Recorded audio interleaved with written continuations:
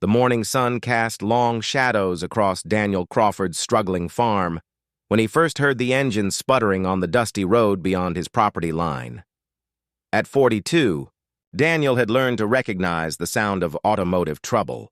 It was a language he'd become fluent in through necessity and years of keeping old equipment running on hope and prayers. He looked up from checking his ancient tractor, wiping grease-stained hands on his worn jeans, and saw an expensive silver luxury car pulled over with its hood up. A young woman in an elegant champagne-colored dress stood beside it, holding her phone high in the air, clearly searching for a signal that wouldn't come in this remote corner of Kansas. Her blonde hair caught the morning light, and even from a distance, Daniel could see the frustration in her posture. Everything about her spoke of wealth and sophistication, from her designer sunglasses to her perfectly manicured appearance. She was as out of place on this rural road as a rose in a wheat field. Daniel's first instinct was to mind his own business. He had enough troubles without getting involved with stranded city folk. His farm was 3 months behind on the mortgage. His crops were struggling through another drought year, and his pride had taken enough hits lately. But his mother's voice echoed in his memory. A person's worth isn't measured by what they have, Danny, but by what they're willing to give when someone needs help. Daniel grabbed his toolbox and walked toward the road. "Excuse me, miss. Looks like you're having some car trouble." The young woman turned, and Daniel was struck by her bright blue eyes, which showed more vulnerability than her confident appearance suggested.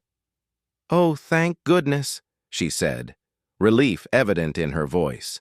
"I'm Sophia Montgomery. My car just died and there's no cell service out here. I don't suppose you know anything about luxury vehicles?" Daniel couldn't help but smile at the gentle irony. "Well, I've been keeping machines running for most of my life. Let me take a look."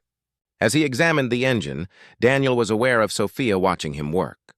Her phone remained in her hand, but she'd stopped trying to get a signal. "You live around here?"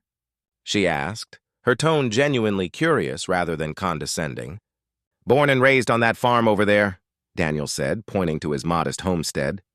"Fourth generation Crawford. To work this land. It must be nice having such deep roots in one place." Something in her voice made Daniel glance up from the engine. "You don't sound like someone who's had that experience." Sophia was quiet for a moment. "My father and I, we move in circles where everyone knows your net worth before they know your name. Sometimes I wonder what it would be like to be valued for something other than my family's money." Daniel found the problem, a loose connection that had caused the electrical system to fail. As he worked to fix it, he found himself stealing glances at this unexpected visitor. "There," he said, finally closing the hood. "Try starting her up now." The engine purred to life immediately. Sophia's face lit up with genuine gratitude. "You're a miracle worker. How much do I owe you?" Daniel wiped his hands on a rag, considering. "Nothing. Just being neighborly." "Nothing." Sophia looked genuinely confused.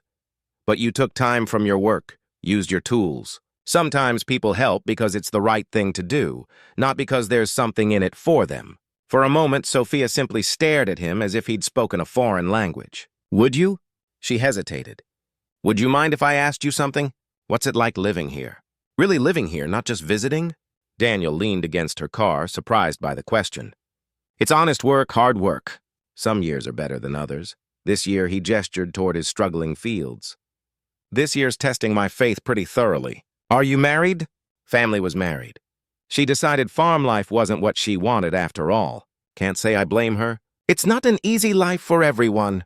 Sophia nodded thoughtfully. "I'm sorry. That must have been difficult. Life has a way of teaching us what we can handle and what we can't." Daniel said simply, "What about you?" "What brings a city girl out to the middle of nowhere, Kansas?" "I was visiting a college friend in Topeka. Got turned around on the back roads trying to find a shortcut."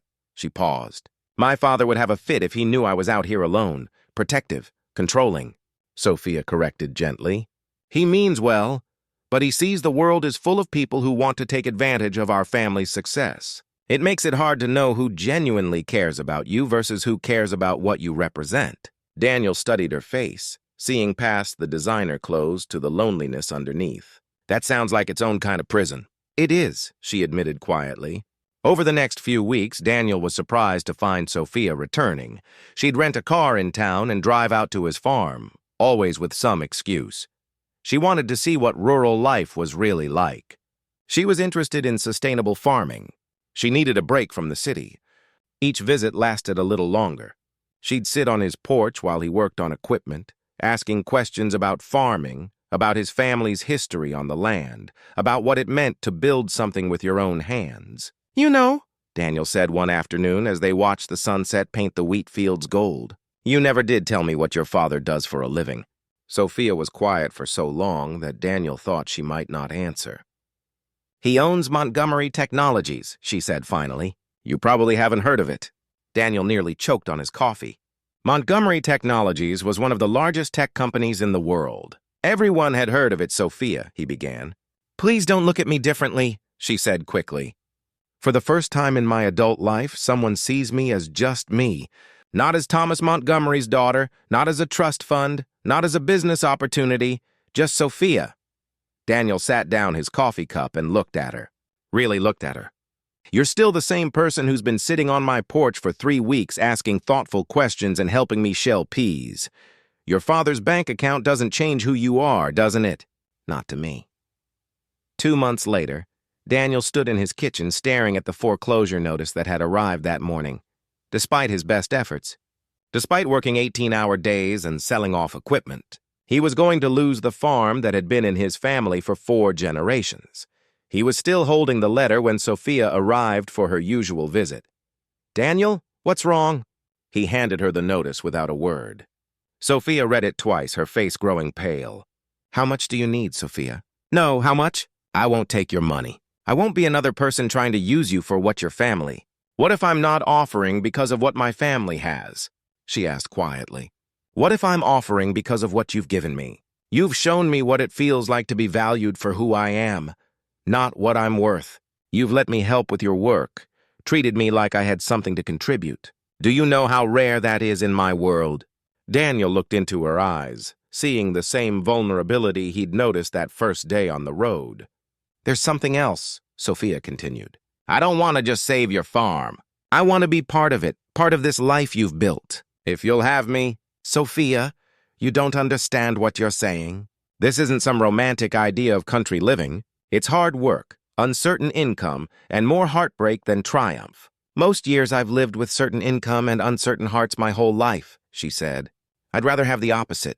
6 months later, Daniel stood in the same spot where he'd first seen Sophia's broken-down car. But now she stood beside him, her designer dresses replaced by work boots and jeans, her manicured hands now calloused from honest labor. "Any regrets?" he asked, watching her survey their flourishing fields. "About leaving behind my old life?" "None." She leaned against him, comfortable in her own skin in a way she'd never been before. "About falling in love with a farmer who's too stubborn to accept help gracefully?" "That's still up for debate." Daniel laughed, pulling her closer. "Your father's still not speaking to you. He'll come around. Eventually, he'll realize that I didn't marry beneath me. I married into the life I was always meant to live." As they walked back toward the farmhouse, Daniel reflected on how quickly life could change. Sometimes the most profound transformations begin with the simplest act of kindness. Stopping to help a stranger in need, seeing past appearances to the person underneath, having the courage to trust that love can bridge any gap between 2 different worlds. In the end, he realized it wasn't about her money or his land. It was about 2 people finding in each other exactly what they'd been searching for all along: acceptance, purpose, and the kind of love that grows stronger through shared work and mutual respect.